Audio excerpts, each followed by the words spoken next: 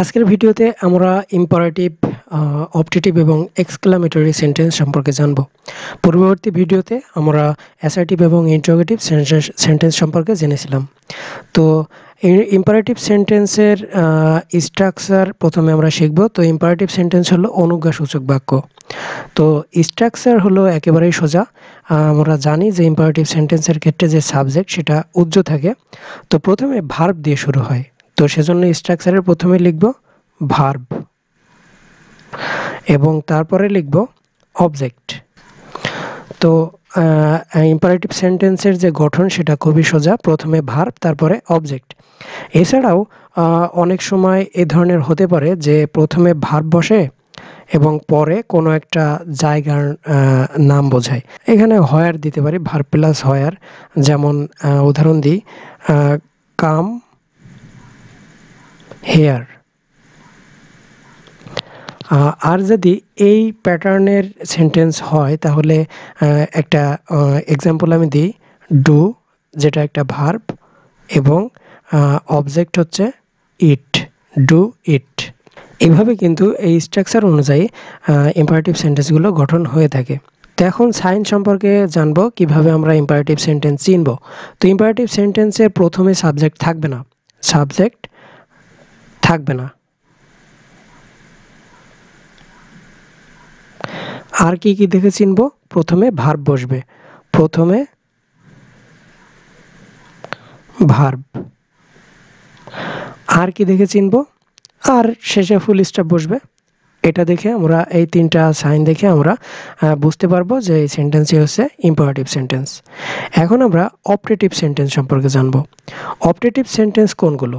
Optative sentence হলো সেই সকল সেন্টেন্স যে সকল সেন্টেন্স দ্বারা ইচ্ছা বা প্রার্থনা এগুলো বোঝানো হয়। তো অপটেটিভ সেন্টেন্সের প্রথমেই বসে মে, প্রথমেই মে বসবে, এম এম এ ওয়াই। এবং পরে কি বসবে? পরে হচ্ছে অ্যাসার্টিভ সেন্টেন্সের মতো গঠন হবে, অ্যাসার্টিভ।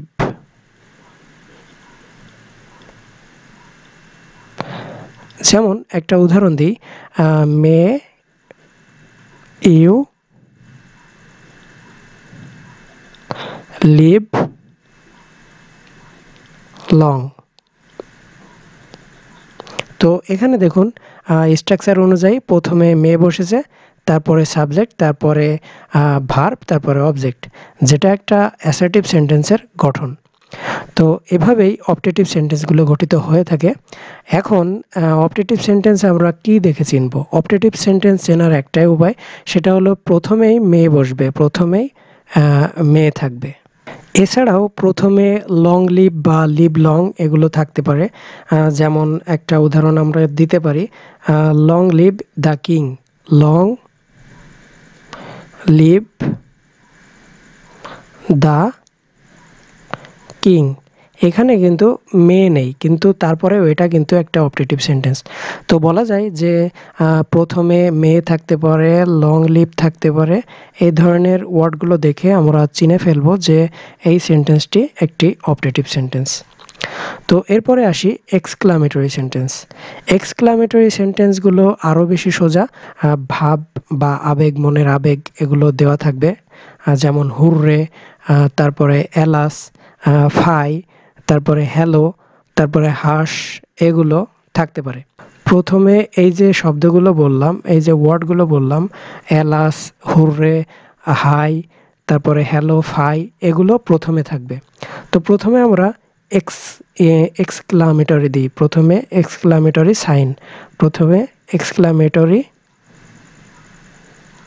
সাইন প্লাস অ্যাসার্টিভ সেন্টেন্সের মতো গঠন হবে, অ্যাসার্টিভ সেন্টেন্স। তো প্রথমে এক্সক্লামেটরি একটা সাইন থাকবে, সেটা হচ্ছে এলাস, হুররে, হাস, ফাই, এগুলো।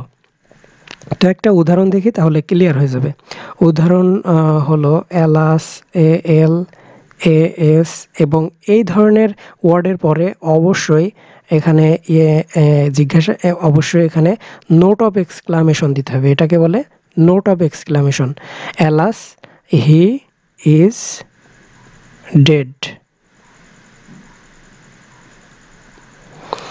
তবে আরও একটা টাইপ আছে যে টাইপে এক্সক্লামেটরি সেন্টেন্স গঠন হতে পারে, সেটা হচ্ছে হোয়াট দিয়ে অথবা হাউ দিয়ে। যেমন একটা উদাহরণ দিই, what a nice bird it is, what a nice bird it is, শেষে নোট অফ এক্সক্লামেশন। অথবা হাউ হ্যাপি ইউ আর। তো এভাবেও কিন্তু এক্সক্লামেটরি সেন্টেন্স গঠন হতে পারে। সেক্ষেত্রে আপনারা যদি স্ট্রাকচার লিখতে চান তাহলে লিখতে পারেন এভাবে: প্রথমে হট, তারপরে একটা আর্টিকেল, তারপরে অ্যাডজেক্টিভ, তারপরে সাবজেক্ট, তারপরে ইট ইজ। আর হাউ দিয়ে যদি হয় তাহলে লিখতে পারেন যে প্রথমে হাউ, আগে বাক্যটা লিখি, একটা হাউ এর বাক্য, হাউ হ্যাপি ইউ আর। তো এখানে গঠন আপনারা এভাবে লিখতে পারেন: প্রথমে হাউ, তারপরে একটা অ্যাডজেক্টিভ, তারপরে সাবজেক্ট, তারপরে অক্সিলারি ভার্ব। তো এভাবে এক্সক্লামেটরি সেন্টেন্সগুলো গঠন হতে পারে। এখন এক্সক্লামেটরি সেন্টেন্স চেনা খুবই সোজা। প্রথমে হচ্ছে নোট অফ এক্সক্লামেশন দেখে আমরা চিনে ফেলবো যে এগুলো এক্সক্লামেটরি সেন্টেন্স। তাছাড়াও এক্সক্লামেটরি সাইন থাকবে প্রথমে, এলাস, হুররে, এগুলো। আর হট আর হাউ যদি থাকে তাহলে শেষে নোট অফ এক্সক্লামেশন থাকবে। তো এই সাইনগুলো দেখে আমরা চিনতে পারবো যে এগুলো এক্সক্লামেটরি সেন্টেন্স। তো এটাই ছিল আজকের ভিডিও। আজকের ভিডিওতে আমরা 3টা সেন্টেন্স সম্পর্কে আলোচনা করলাম। তো সকলেই ভালো থাকবেন, সুস্থ থাকবেন, দেখা হবে পরবর্তী ভিডিওতে।